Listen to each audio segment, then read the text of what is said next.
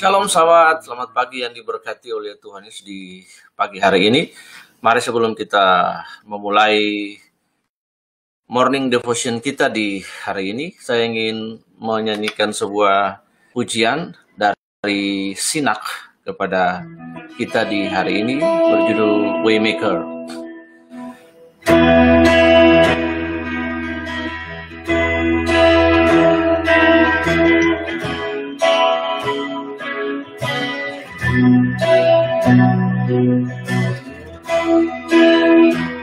You are here, moving in our midst. I worship you, I worship you. You are here, working in this place. I worship you, I worship you. You are here, moving in our midst. I worship you, I worship you. Waymaker, miracle worker, promise keeper, like in the darkness, my God, that is who you are. Waymaker, miracle worker, promise keeper, like in the darkness, my God, that is who you are. You are here, moving in our midst. I worship you, I worship you. You are here, working in this place. I worship you, I worship you. You are here, Lord, working in this place. I worship you, I worship you. You are Waymaker, miracle worker, promise keeper, like in the darkness, my God, that is who you are. Waymaker, miracle worker, promise keeper, like in the darkness, my God, that is who you are. I worship you, oh Lord Jesus. In this morning, God, I come to your presence and tell how much I love you, Lord. Thank you, Lord, for everything that you have done in my life. Jesus, I worship you. Waymaker, miracle worker, promise keeper, like in the darkness, my God, that is who you are. Waymaker, miracle worker, promise keeper, like in the darkness, my God, that is who you are.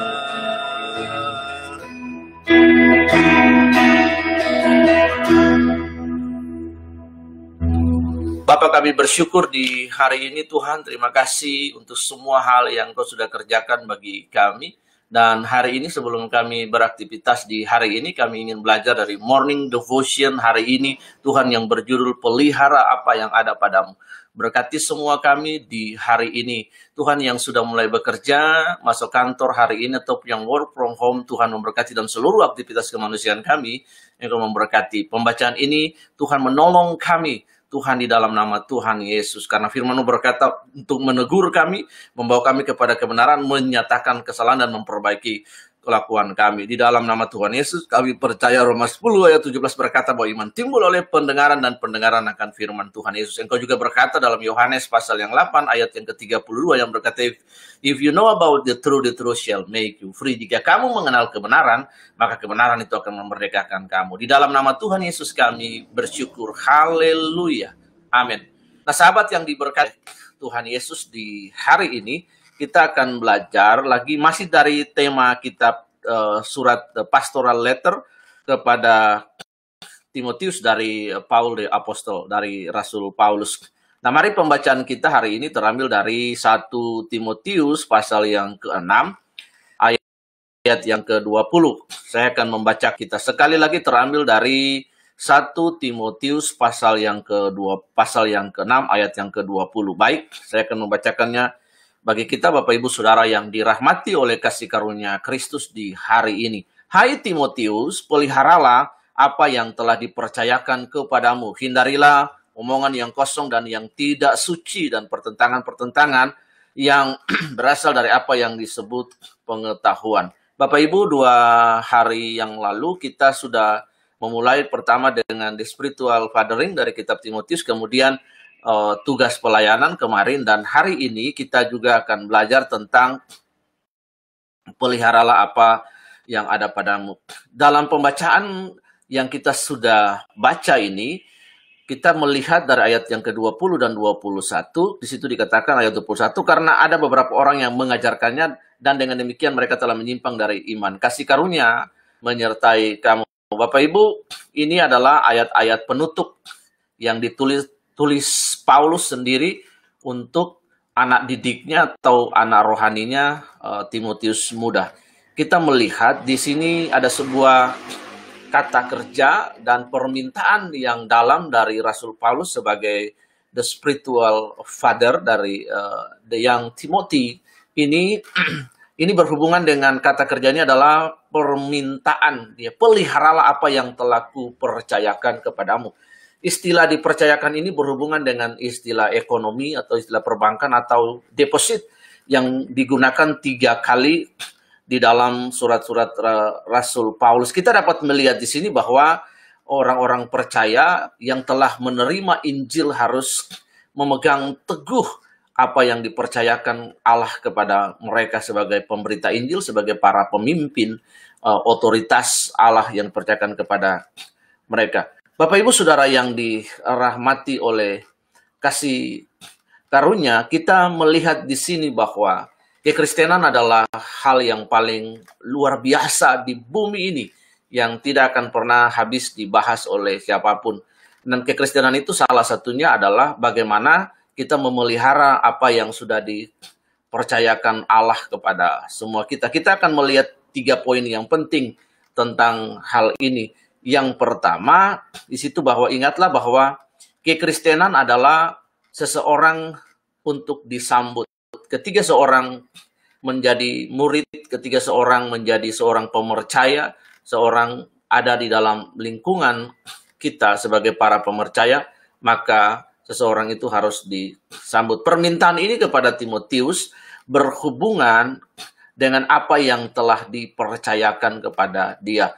Dalam hal konteks Timotius ini adalah pastoral letter ini adalah bagaimana penggembalaan yang Timotius lakukan yang telah dipercayakan oleh Rasul Paulus.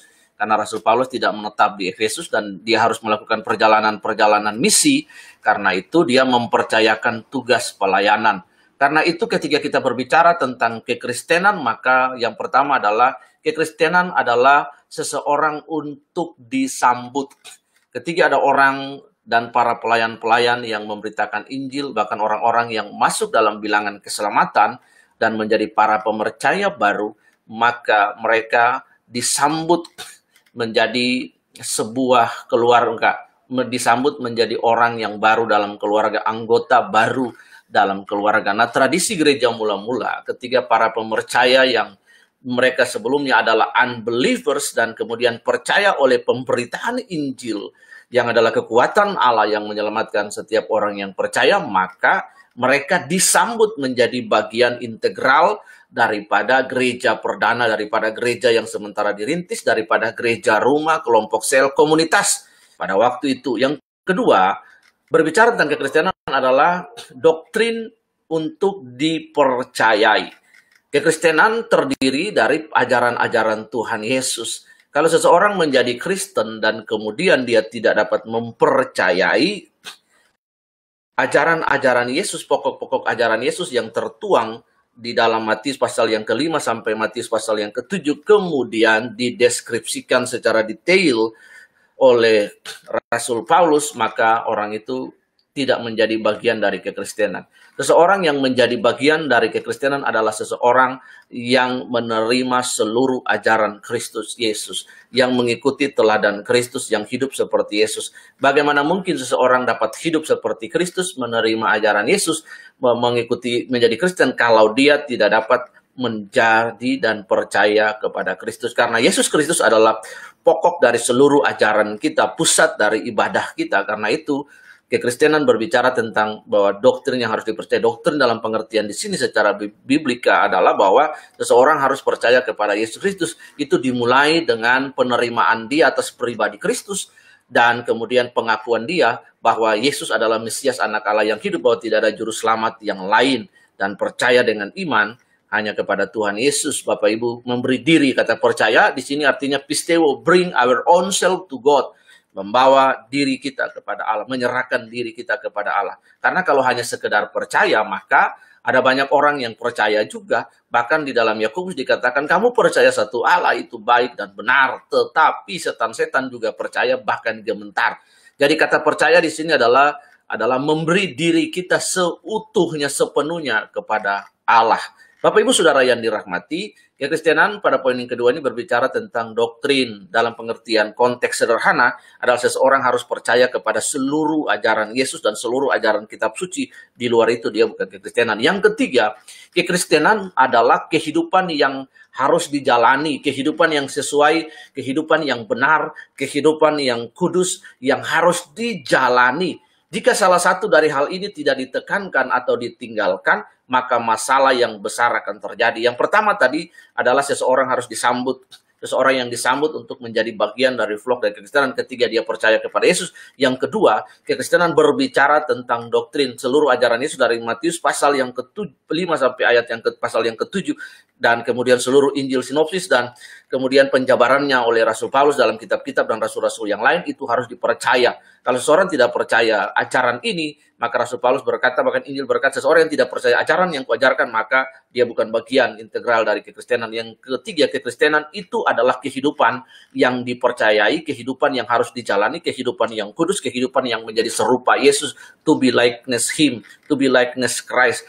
Bapak Ibu Saudara yang dirahmati oleh Tuhan, itulah sebabnya di sini dikatakan oleh Rasul Paulus bahwa peliharalah apa yang telah kupercayakan kepadamu. Artinya Rasul Paulus sudah menaruh pengajaran, telah menaruh ajaran yang benar, telah mengajar Timotius dengan pokok-pokok ajaran Kristen, telah mengajarkan Timotius dengan jalan keselamatan, bahwa Injil adalah kekuatan Allah yang menyelamatkan setiap orang yang percaya, dan hanya oleh iman kita percaya kepada Yesus kita diselamatkan. Kemudian pokok-pokok ajaran yang lain yang diajarkan oleh Rasul Paulus. Artinya apa yang telah diajarkan oleh Rasul Paulus itu kepada Timotius yang diteruskan, ajaran ini sebenarnya adalah ajaran Yesus. Yesus meneruskan kepada ke-12 rasul dan 70 murid, dan kemudian 70 murid dan 12 rasul itu mengajarkan kepada murid-murid mereka, murid-murid mereka mengajarkan kepada yang lain. Ini adalah sebuah tradisi ilahi yang harus kita ajarkan kepada anak kita, kita meneruskan kepada jemaat, jemaat itu meneruskan kepada orang lain, atau meneruskan kepada orang-orang yang kita muridkan, orang-orang yang kita muridkan kepada orang yang lain. Di sini Rasul Paulus menekankan sebuah istilah perbankan, artinya sebuah modal, dalam tanda kutip sebuah modal, sebuah sesuatu yang berharga yang telah didepositkan di dalam kehidupan Timotius muda, bahwa Kristus itu adalah harta yang paling berharga. Semua pelajaran tentang Kristus, semua pelajaran tentang kekristenan telah diajarkan, ditanamkan oleh Rasul Paulus ke dalam kehidupan Timotius muda. Karena itu dipercayakan itu. Percaya, Bapak Ibu, artinya apa yang telah aku percayakan, apa yang telah aku tabur, apa yang telah aku tanam, apa yang telah aku share, apa yang telah aku bagi, about all the teaching about Jesus Christ, all the teaching about truth. Iya, semua yang diajarkan, bahkan pengalaman-pengalaman pribadi yang dibagi, yang di-share oleh Rasul Paulus ketika dia berjumpa dengan Tuhan, dan perjalanan-perjalanan misi, visi, dan segala sesuatu yang telah ditanamkan, diajarkan, dan di atas segalanya adalah Injil Kristus yang telah ditanamkan, itu menjadi harta yang paling berharga. Jadi dikatakan bahwa aku telah mendepositkan, aku telah menaruh sesuatu yang berharga untuk kamu pelihara, jaga itu. Itu adalah perintah, itu adalah sebuah permintaan dari Rasul Paulus kepada Timotius muda. Jadi hari ini apa yang telah dipercayakan Kristus kepada kita, mari kita percaya itu, kita jaga itu baik-baik sekali. Bapak Ibu di sini katakan di sini bahwa apa yang telah kupercayakan kepadamu, peliharalah itu, jaga itu baik-baik kehidupan kita, peliharalah itu baik-baik apa yang telah kupercayakan ke pelihara. Ini berbicara tentang Injil yang telah kita terima, kebenaran yang kita terima, tidak ada yang lain. Itulah sebabnya, Bapak Ibu Saudara yang dirahmati oleh kasih karunia, dalam Yohanes 8 ayat 32 firman Tuhan berkata bahwa if you know about the truth shall make you free. Nah, jika kamu mengenal kebenaran, dalam Yohanes pasal 14 ayat yang ke-6, dia berkata bahwa aku adalah jalan kebenaran dan kehidupan. Tidak ada yang lain. Jika seseorang mengenal Yesus, jika seseorang menerima Yesus, jika seseorang mengenal Kristus, jika seseorang menerima Yesus, maka itu adalah harta yang paling terbesar. Itu adalah deposit yang paling terbesar di dalam hidup ini. Tidak ada yang lain, Bapak Ibu, Saudara yang dikasihi oleh Tuhan. Jadi kalau Anda dan saya sudah menerima kasih karunia, menerima keselamatan itu, maka peliharalah itu dengan baik. Tuhan Yesus memberkati kita sepanjang hari ini. Peliharalah yang baik apa yang telah dipercayakan Kristus Yesus atas kehidupanmu. Shalom dan selamat pagi. Mari kita berdoa. Bapa, kami berdoa dan kami bersyukur, terima kasih untuk hari ini Tuhan. Engkau memberkati semua sahabat dan rekan yang mendengarkan streaming ini, biar mereka diberkati. Aku berdoa bagi mereka yang menonton streaming ini dan yang akan menonton streaming ini, Tuhan Engkau memberkati rumah tangga mereka, pekerjaan mereka, dan semua kehidupan mereka, dan semua aktivitas yang mereka lakukan hari ini. Ketika ada peristiwa-peristiwa hidup yang mereka harus hadapi, maka Tuhan Roh Kudus menuntun mereka sehingga pilihan dan reaksi mereka adalah reaksi yang benar. Di dalam nama Tuhan Yesus, kami berdoa dan mengucap syukur sepanjang hari ini. Tuhan berikan kekuatan kepada mereka, hikmat-Mu kepada mereka untuk menjalani hari ini. Supaya mereka semua sesuai dengan apa yang Kau mau, Tuhan. Peganglah tangan mereka, ya Roh Kudus, dan bimbing mereka karena Kau menjadi advokat bagi mereka. Di dalam nama Tuhan Yesus kami berdoa, kami mendedikasikan hari ini, kami percaya bahwa dari mana kedatangannya pertolongan kami sepanjang hari ini. Bahwa pertolongan kami datang daripada Tuhan yang menjadikan langit dan bumi. Kami sudah berdoa dan kami mengucap syukur. Haleluya, haleluya. Amin. Nah, Tuhan Yesus memberkati kita semua. Sampai jumpa pada streaming berikutnya dengan saya, Pastor Elroy. Shalom.